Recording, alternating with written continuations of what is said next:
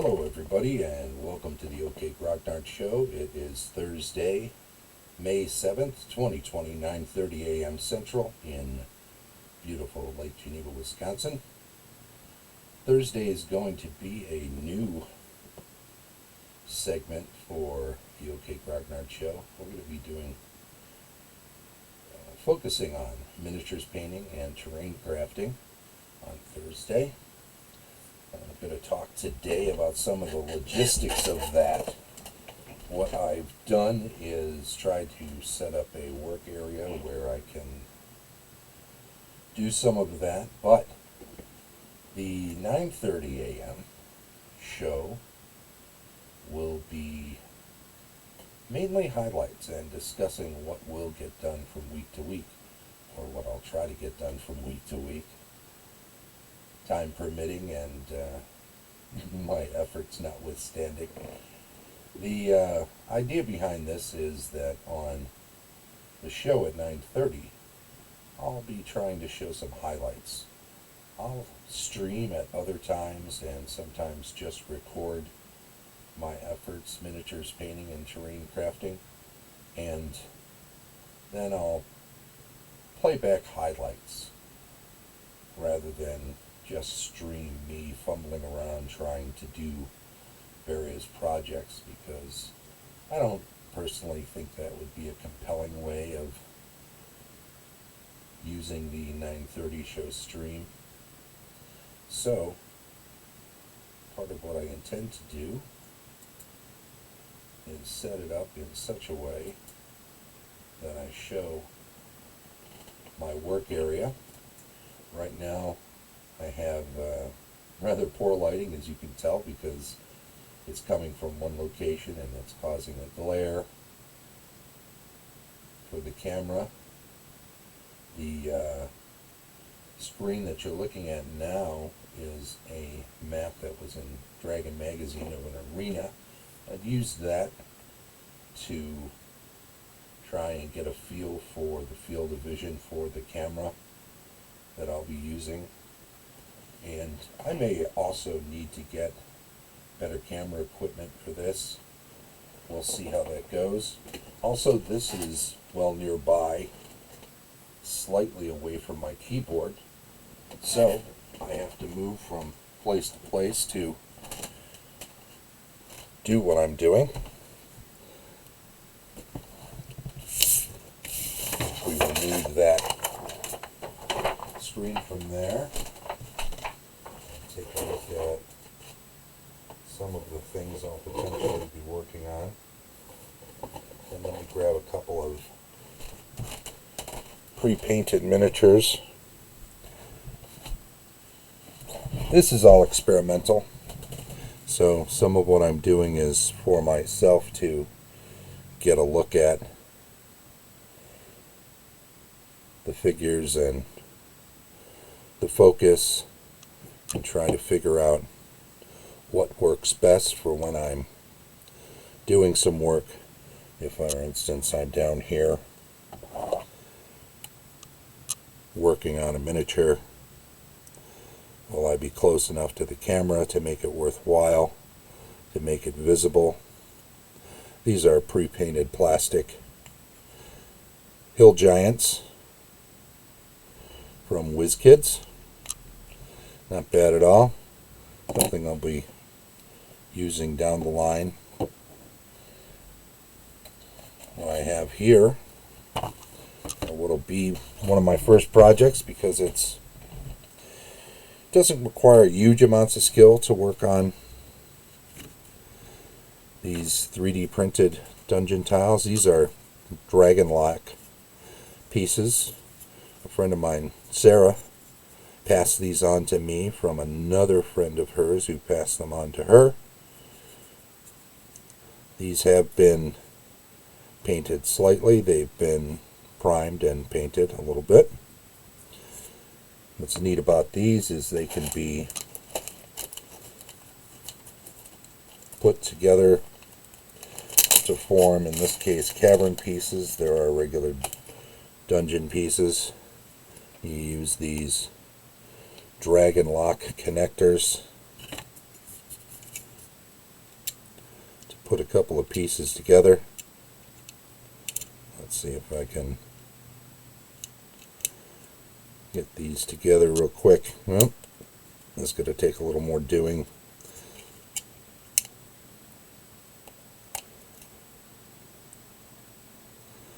But these pieces pop together.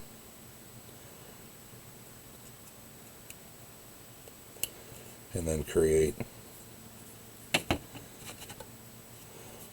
multiple pieces. Here's a double piece with a double archway. Pretty nice. Single archway. And of course, some pieces bend out, some pieces stay or flat. Some pieces have some nifty little features like some mushrooms that can be painted up. These pieces are kind of basically painted at this point. Here's a corner piece that pushes in. Corner piece that rounds outward. Corner piece with a pillar. And all of these pieces can be built to create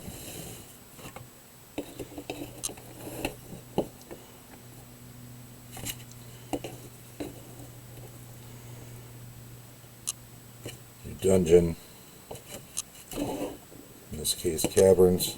There are a lot of flat pieces you can get, single pieces without pillars, and you can put them in and fill out the rest of your location. We'll just move these down like this just to get the feel for it. Can have that go off in this direction and create them like that. Then of course use your miniatures within. So that gives you an idea about the potential versatility of the Dragonlock pieces. I have a few boxes of these. They'll need to be painted up, but watching me do that for 3 hours on a live stream doesn't seem like very compelling video. However, as I say, probably what I'll do as I get better at this and get better lighting that doesn't cast a lot of shadows, I'll do some random streaming at different times when I'm actually working on the projects, and then I'll be able to stream that video while I discuss it. I've got some neat pieces I want to show off from a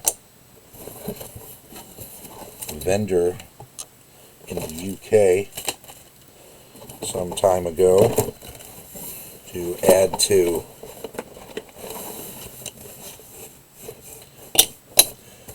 these 3D dungeons in the future. They're pretty nifty, useful, little stairs down. A little more ornate. A nice grating. And a similar but more open grating. Pretty neat. Those will need to be painted up, and we'll do that. As part of either this project or the next project. There'll probably have to be a separate one if I'm going to be pounding away at doing the dungeon tiles. Also, I want to show off, this is pretty neat. It is a terrain crate from Mantic. They have tons of different dungeon pieces and terrain pieces, scatter terrain pieces that you can get. This one I liked in particular though.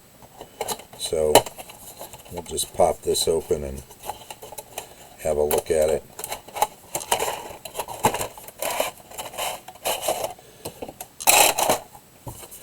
This one includes a ladder, a lever, some sort of trap denotation, bear trap, pit trap, trap door, and some underfloor size.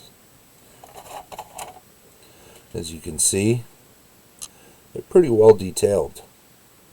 I don't know if that's showing up like that. Let's try it like this too, so we can check the video later and see how it looks. This little block one might place underneath the wheel of a cart to keep it from moving, or just use it as a way of slowing down. That was in here, although I don't believe that's a part that was supposed to come with this. Here's that lever. Pretty nice. This is the one that's representative of a pit trap with spikes. As you can see, you just set it out on top of whatever, whether you're using a battle mat or 3D dungeon pieces, you can drop it into anything like that. Once the trap is sprung, you put this out on the tiles to show where it happened to be. You get a closer look at this.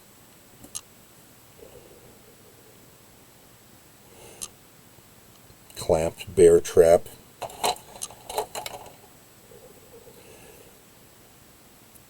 Pretty nifty on the generic sort of, well, here's where it is. This could be like jets of poison coming up out of the ground, representative of something like that. And this last one, simple trap door, smaller than the other ones I was showing, and it doesn't actually open, but useful enough to show where one is in the area. Alright, we'll set those aside. As I say, this particular episode is going to be just giving me a chance to check the cameras and see what we've got. You know, I've got some Emperor's Choice miniatures not that long ago. And I also want to see how, here's an old catalog, I want to see how this shows up on the stream, on the video. So we'll take a quick look at this. I'll be able to use this space over here to go through some books for review and other items, so other written materials. So I think it's worth having a look and seeing how well this shows up. If we bring it up closer, it'll give me a chance to see how text shows up on the screen based on distance from the camera. And with this particular lighting, probably have to go through all this again at some point, testing out whatever new lighting I get. What I'm probably going to need are a couple of 3-foot long, or at least one 3-foot long neon tube, something that won't produce shadows as readily because it floods an area with light. So we got that there. While we're on the subject, I think we'll show off a couple of Emperor's Choice minis. These are from the early 2000s, so they're not really old school in the sense of being more than 20 years old, but they were created for the use with Arduino role-playing game. Obviously, they can be used with any miniatures using RPG or war game. I do like the looks of these as being emulating old school style. This is solid pewter. It's a dragon. This will stand about 4 or 5 feet tall. 4 or 5 inches rather. So too this guy, and I have one of these that's up and painted. I don't have it handy though, so sorry I can't show it to you. But in a future video, I'm sure I can show it. It's a rather rudimentary paint job that I had. As long as I'm at it, let's open up this box here, which includes pieces of a giant shield. This is going to be a pretty serious work. I'm pretty sure this one's going to require pinning.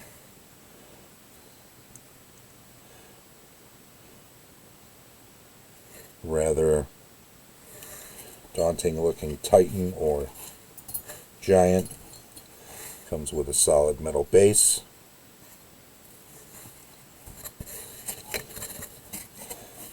This looks like a sword. Would be attached to his side as a dagger. Say on his belt. Put that away. Have a look at another piece here. This is more drill-like, but here's another look at the size of that Cyclops. We've got all his pieces in there, but we also have this. I believe this is their hill giant figure. I do have one of those handy. Let me see if I can bring that over into view. Move those traps over. Here's a better look at the size of the black dragon with its claws, a base for it, the wings, so you can see the wingspan is going to be pretty big. I think this goes on this side.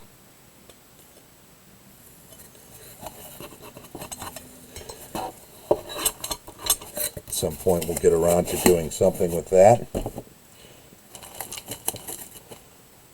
And I was showing you that one piece of that hill giant. Here's a full one,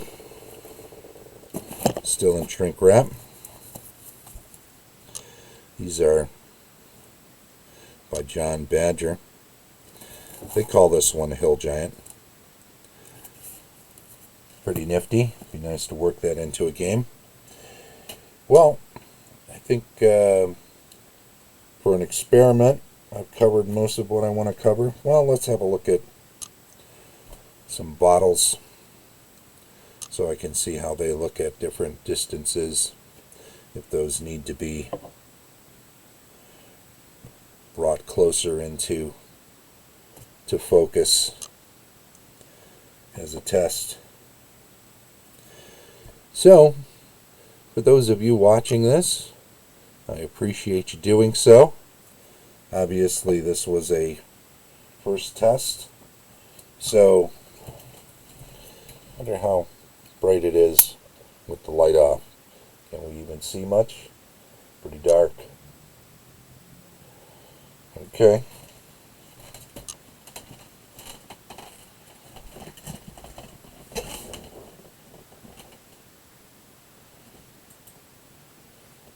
Hobbs popped in.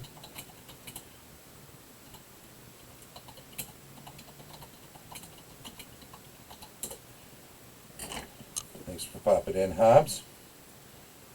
Yes, we've switched over to 9:30. We'll turn off the video capture. Take the time at the end of this stream to go over the schedule since Hobbs was asking about it. So you can see all of these. We're starting at 9:30 now, 7 days a week, Central Time, Lake Geneva time. On Mondays now we do a weekly news and giveaway. We're not doing board gaming anymore, so we're focusing on RPGing and more nearly related gaming topics. The old Monday show, Cartography and World Building, has moved to Tuesdays. Grimwald and other campaign discussion takes place on Wednesdays. On Thursdays, today, we'll be doing crafting and painting. As I say, I will not likely be doing much live crafting and painting at 9:30, but rather be streaming at other times with various projects, because watching me fumble around for an hour would be kind of boring. So what I'll do is, at the 9:30 show, I'll take video I've captured over the course of the week at other times when I've actually been working on projects, and I'll just bring highlights and discuss the pros and cons of things that I was doing and any tips or techniques. Pretty sure I'm going to have to get a better camera. I'll look at this footage later and see how it turned out. Definitely need better lighting. Probably wouldn't hurt to have more than one angle. And on Friday, tomorrow, we'll be discussing building virtual tabletop adventures. So not just adventure building on its own, that'll be a part of it, but with the eye toward using them for virtual tabletop games. On Saturday, as usual, we'll be doing a running review of various cartoons, mainly from the perspective of a dungeon master, with an eye toward filing off the serial numbers from things you see and incorporating them into your game setting, world, gameplay, all of that. This week I think we're on to episode number 7 of the D&D animated series. We'll do a few more of those, and then switch up a bit and look at the animated Conan series, so look for that later in May. And on Sunday, we'll do a rules retrospective. We talked a bit last Sunday about initiative. We'll cover some more ground on that later on, possibly this Sunday. And it's a lot of fun to let that be a sort of floating topic and find what struck me during the week as worthy of discussion, because I usually have more to say about something that has recently transpired than if I'm just digging through books, grasping for topics. So, important to make it interesting, and that's the easiest way to do it, I think. And that being the schedule, I just want to thank you for popping in, if you had the chance to do so. I want to say thanks to anybody who's watching on YouTube. I also want to ask you to subscribe to the YouTube channel. If you're here in the Twitch stream when we're doing this live, please do follow the channel, and also speak up in the chat, because when you speak up in the chat and you are a follower of the channel, then you get automatically added in to the list for the weekly giveaway. That's this week coming up. I think there's one last set of charcoal dice. It's a pearlized set of 10 RPG dice, and then we're throwing in an additional black D20. Once this promotion is ended with this 6th set, we'll be taking them down to the stone. Nice, Lost Nomad. We'll add you in for sure. Hobbs, you're in already. And if you're in the 48 contiguous United States, I'll take care of the shipping. If you're outside of that, if it's much more expensive than that, I'll have to ask you to pitch in on the shipping. But we'll see. We'll see how it goes. If you win, we'll check your location. We'll see what it costs. I'll ask you if you want to do it. And if it's cost prohibitive to you, there's no obligation. There's nothing you need to buy to be part of that drawing, that giveaway. It's just free, just a thank you for anyone who's a follower and who's taken the time to speak up in the chat. So, once again, thanks to everybody who's watching. I do appreciate it. Let other people know, and we will catch you next time on the OK Grog Show. Bye-bye.